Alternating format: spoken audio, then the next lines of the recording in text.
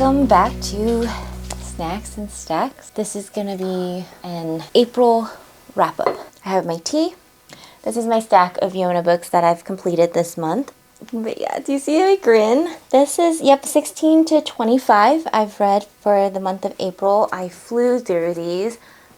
I'm probably not scoring them with a very analytical eye, but 5 stars all around. I love Yona. I love the gang. In my time of my life right now, the story is just like really working for me. If you haven't heard me talk about Yona of the Dawn, it's about a princess whose dad, the king, got assassinated and now she's on the run. She is on the run with her bodyguard and childhood friend Hawk, and basically has been told to go find these 4 dragon warriors. And these dragon warriors all have special abilities because they have special dragon blood in them. At this point, they're going around the Coca Empire and nearby empires to kind of learn more about what's going on and the state of her kingdom. It's not her kingdom technically, or technically it's her kingdom, but everyone thinks that she's either dead or on the run. And you're just learning so much, like politics and the world, and the found family in this is amazing. They literally call one of the characters mom, and he's always like, "I'm not your mom." Yeah, it's fantastic. It's such a good time. Such a good time. So, Yona. I hope everyone's April was good. I feel like the state that I live in can't decide if it's spring or winter, and so it's always just flip-flopping. Kind of like my book tastes this month. I read a lot of different things this month, and I started off my month actually with The Brown Sisters by Talia Hibbert. I only have the middle book, which is Take a Hint, Danny Brown. But the titles go Get a Life, Chloe Brown, Take a Hint, Danny Brown, and then Act Your Age, Eve Brown. I thought all 3 of these books were great. They had a wide range of representation. If you don't know anything about these are contemporary romance books. They do have some spicy scenes, and they follow 3 sisters who are probably more privileged than others in England, and they have, I think their grandma was like a celebrity, and so they do come from money. And I'm only saying this because it plays a part in their books, like they do mention it quite a bit. And each sister has like a thing. I'm gonna kind of just go through each book and tell you what tropes are in each one, because if you are interested in those types of things, if that helps you pick your romance books, then, I think this will be cool. So in Get a Life, Chloe Brown, we have misunderstanding to lovers. I wouldn't necessarily say enemies. A chronic condition, female main character, and the bucket list trope. In Take a Hint, Danny Brown, we have fake dating, friends with benefits, and a non-committal female main character and a romance-loving male character. We also have a bisexual female main character. In Act Your Age, Eve Brown, we have the boss employee trope, and we also have both main characters that were autistic, and I will say there is some miscommunication trope happening here as well. What I really liked about these 3 sisters were they were never hindered by what society would have deemed them to be different, and I think they were just not regular people, like regular people, right? Like it was just books about women who might have had a chronic condition, who might be bisexual, who might be autistic, but the point of the story is they fell in love, and the love is cute, and there's spice. And it was great. It was a great time. I felt that these are really great for people who want to read spicy books that still have a plot.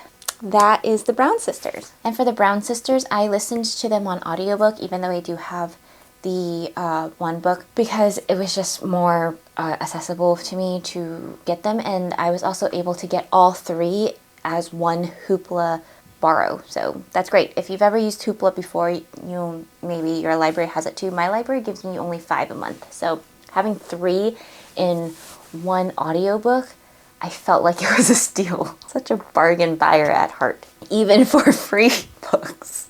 I read The Four Winds by Kristin Hanna. This is a book that takes place between the 1920s and then the 1930s. We start off with Elsa. She's 25 and she's deemed too ugly to get married. And in a series of events, basically, she falls in love with an Italian farmer.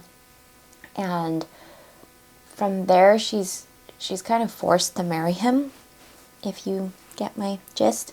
And so then this is going to get a little spoilery, so I'm just going to explain that this is during the Dust Bowl in Texas, and we see her and her family go through a lot to try to survive it. So now the spoilers. She basically gets disowned and has to marry into the Italian farmer's family. She then works very hard on the farm, and then the Dust Bowl happens. We fast forward. We see the perspectives of her and her daughter Loretta, and she's about 12 to 13 years old, so be prepared for eye rolling and attitude from the 12 and 13-year-old daughter. And we see how they try to survive the Dust Bowl. Again, this is a bit of a spoiler, but they do end up migrating over to California, and we kind of follow them on that journey. We learn more about that time period and how migrants, American citizen migrants, were treated in a different state. This book opened my eyes to so many things, especially about poverty, especially about that time. And I think this book ties in a lot with the nonfiction book that I read this month, or that I finished this month, called Poverty by America by Matthew Desmond. This is a nonfiction book by the author who also wrote Evicted. I absolutely loved Evicted. I thought the way he wrote it was really engaging. I was able to listen to the audiobook and was engaged at the same time. Poverty by America was only available through an ebook. And so it took me a very long time to finish it because I'm not the greatest nonfiction reader. And I just felt that it's a lot of someone telling you all the things that are wrong with the country that you live in. And so it makes you feel a little down. It makes you feel kind of shitty. I would say it's a solid 4 stars. I felt like it was a cry for, supporting and becoming poverty abolitionists. It's a lot of facts being thrown at you. It can feel a little preachy, but you definitely feel the passion that Matthew Desmond has for trying to get rid of poverty in America. He truly believes that the less poor we have, the more free America can be, and he also recognizes that a lot of us are going to have to feel uncomfortable in order to make it so that we are all, as Americans, more equal, more free, and so that we all have an opportunity and equity in our great country. So I think it's a wonderful read.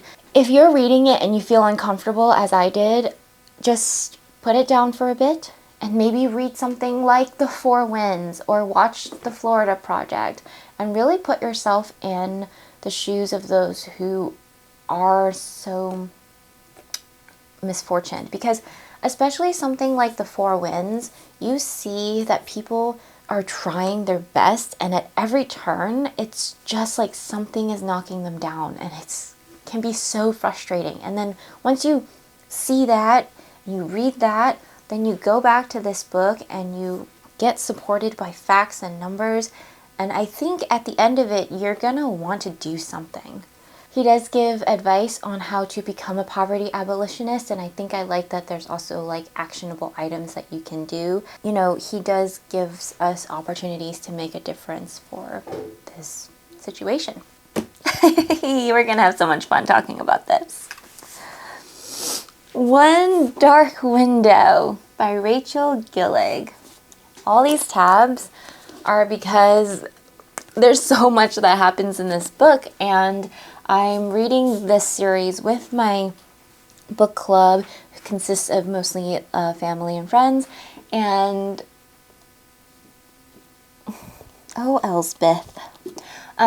So just I don't think you can quite tell, but I have tabs for things that I think might be important, character names, because there's a big cast of characters in this, and they all have similar names, and a tab for the magic system. So those are kind of like what I'm tabbing up. This takes place in what May feels like kind of like olden European fantasy forest land. And we have a forest and we have the mist, the woods and the mist. And we have this kind of like tree hierarchy, nobleman system that these people live in. And in this world, there's the spirit of the wood, which is like the ultimate magical being. And she has given the people of this place tarot cards that consist of different types of magic. Each card has a special effect. Each card has a special magical power, and when you use its magic, there is a flip side to that. So it's very much if you want something, you got to give something. That's a big theme in this book. Now, on top of that, there is something called the mist. And if you go into the mist without a charm, you can become crazy and the spirit of the wood takes you. There's also something in this called getting the fever. When you get a fever, you then somehow gain a magical power. And the royalty, the king of this kingdom, rounds up all those magical people and makes them disappear. The only type of magic that is permitted in this area are tarot cards, and there's a limited number of them. This book was advertised as like a dark gothic fantasy. I think it's misrepresented by that. I don't feel like it's very dark. Just like the setting of this place, it's cloudy at best. It's misty, right? The main character, Elsbeth, she's supposed to be around 20 years old.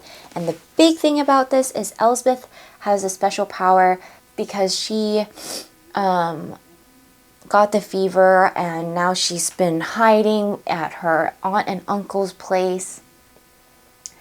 And her special power that nobody knows she has is that there's a monster in her head. She basically talks to this guy, she spaces out and like has conversations with him, and we call him Nightmare. Okay? I think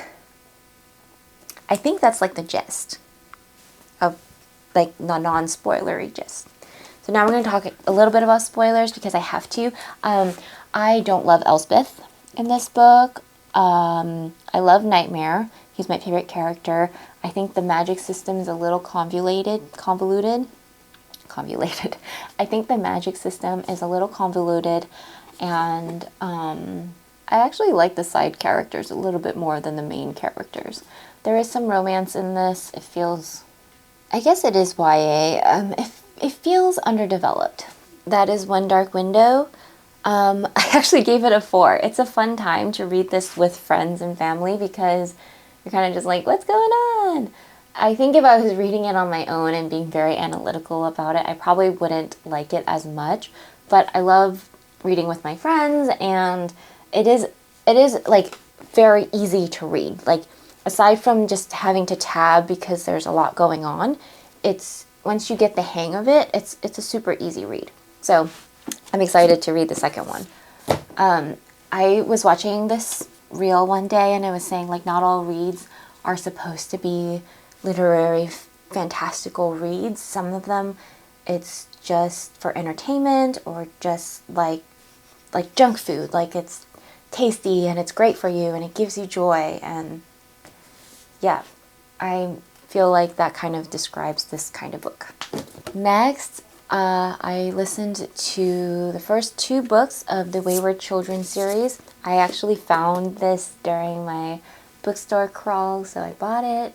The first book is called Every Heart a Doorway. The second book is called Down Among the Sticks and Bones. I can't say too much about these books because they're quite small, but they are so enjoyable. I'm saying it like they're so enjoyable, like they're cute, peppy fairy tales, but they're not. They are not. They're whimsy and a little creepy, and they're not for children, but they're about children, and they're about children who all went through something. And because of this, they basically have this want to escape, and they find a portal, they find a door that takes them to another place. This first book that introduces you to this whole magic system takes place in a boarding school for those kids who have gone to another world and got spit back out into our world, and obviously no one believes them, or no one really understands what's going on. Their parents love them, but maybe not the unconditional way that parents should, and they send them to this school to get help. So we meet a big cast of characters. They're all very diverse, and in this book something happens and it gets a little dark, and there's like a little mystery. It's really good. It's really an easy read. I'm really glad that I found the physical copy, because there's actually really neat illustrations in here as well of the characters that I thought is super cool. I'm really excited to keep going with this series. I believe 9 or 10 of these are out right now, and I think they are kind of like whimsy and cool. I just think they're really cool. And the second book that I listened to is kind of like a backstory of some of the characters that we meet in this book. That's all I think I can say about it. Okay, last but not least, I finished the Book of Tea duology. The first book is called A Magic Steeped in Poison. This is the finale. This is the second book. And in this book, we continue on with Ning's journey. Ning is a Shenongshi, and that is a person who can brew tea using different ingredients, and with that tea that she brews, if you and her drink it together, she can do some magic juju to you. She can do some really cool magic with it. It's kind of hard to explain, but it's really cool. The magic system in this is very unique, and I found it to be really enjoyable. I did like the first book more. The first book has a competition in it, so there's that kind of plot device happening. In this book is a result of what happens in that book, and to keep it as spoiler-free as possible, things ensue, adventures ensue. I have to admit, I forgot a lot of the first book, and I didn't want to, and this is my fault, I didn't want to read the first book over again because I think I'm in like a very like checklist mood right now. I just want to get things done. I as I was reading this, I realized I forgot a lot of the first book. I remembered a lot about the magic, but I didn't remember a lot about the characters or how I felt about them. So I could have just been too detached to the characters to really feel more in this book. But I felt that some of the things that happened in the conclusion was just a little easy. It felt a little bit like the author was also ready to be done with this story. Like, I don't know how to explain it. I keep going back and forth on whether or not I want to keep these books because I love the covers of these books. And I really liked the first book a lot, but I do think this duology is meant for younger readers and maybe readers who haven't read a lot of YA fantasy because it just doesn't feel as impactful as I want my books to feel. If you are a big fan of Chinese food, the way this author describes food in her books is amazing. I think I will definitely pick up something else that she will write, or maybe if she's written anything new, but I feel like the conclusion to this duology was just good. Nothing that I would like gush about. So with that are all the books I read this month. And now we're gonna go and get a new battery. Okay, new battery is in. We're gonna talk about movies. All right, first movie. I started off this month with one of my favorites. It's called Baby Driver. This movie is based on a getaway driver. He does such a great job as this character. This character has tinnitus, so he listens to music constantly. And in this movie, you can tell that music is a big driver for the plot and how the getaway scenes go. It's a really cool concept and really great mashup of music and movie, and I like to tell my friends that it's like a artsy type movie almost that my husband will actually watch because he really enjoys this movie as well. The more of the plot is that he is working for this criminal mastermind, and he's trying to pay off a debt, and he's trying to do his last job, but something happens and it goes a little bit off. The most kind of understandable critique of this movie is that the women characters do feel underdeveloped. So I do wish that the women had just like more of a backstory, more of a characterization to them, more personality. But overall, I do think that it's a great action flick. Next, my husband and I watched Now You See Me. This is a rewatch as well. It is another heist movie, but this time it's with magicians and illusionists. You're basically trying to figure out how did these magicians rob these people. They basically pull off robbing a bank, a very wealthy person, and you know, it's like a cool magic show. It includes some of my favorite actors. There's Jesse Eisenberg, Mark Ruffalo, Woody Harrelson, Dave Franco, Isla Fisher. It's just so good. I love it so much. Last movie that I wrote down, I guess I haven't watched too many movies this month, was Mulan. I had a rough week, and Mulan saved it, as she always does. If you don't know Mulan, just go into it blind and watch it. It's a Disney princess movie that is one of the best. TV. Okay, TV. Let's talk about some of the stuff I completed. I completed the Apothecary Diaries, which I've talked about multiple times on here. It is like a historical look at an apothecary who works in a historical Chinese empire type setting, and she basically works as a slave, a servant at first, and then she goes on to be found out to be pretty witty and clever, and she's kind of like a little detective. So it's like a little cozy mystery series, and the first season of this was spectacular. Not only do you have an overarching mystery that all these little things kind of combine into, but you also have a look into the main characters and a look into Mao Mao and her history,